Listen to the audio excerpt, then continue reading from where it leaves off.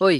இன்னைக்கு ஆயுதமெல்லாம் எடுத்துட்டு ஒரு பெரிய வேலை பண்ண போறோம். Follow me. தோட்டத்த கொஞ்ச நேரம் நோட்டம் போட்டப்போ நமக்கு தேவையான ஒரு பெரிய கம்பு கிடைச்சது. அதையும் கையில எடுத்துட்டு குடுகுடுன்னு வந்தாச்சு. என்ன பண்ண போறேன்னா, இந்த மரத்தையும் அந்த மரத்தையும் இணைபிரியா ஜோடிகளா கட்டி வைக்க போறேன். ஒரு கயர கட் பண்ண நான் பட்ட பாடு இருக்கே.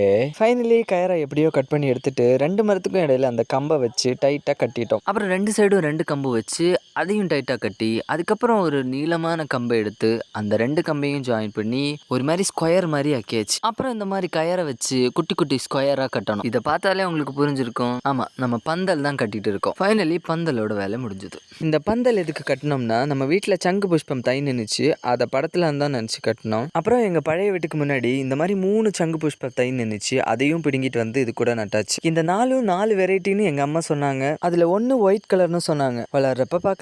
அப்புறம் ரொம்ப நாளுக்கு முன்னாடி முளைச்ச தக்காளி செடியில ஒரு 3 நத்தை எடுத்து செப்பரேட்டா நட்டுட்டோம். அப்புறம் குளிக்கிறதுக்கு ஓடைக்கு வந்தோம். இதுதான் ஓடையோட இப்போதைய நிலைமை.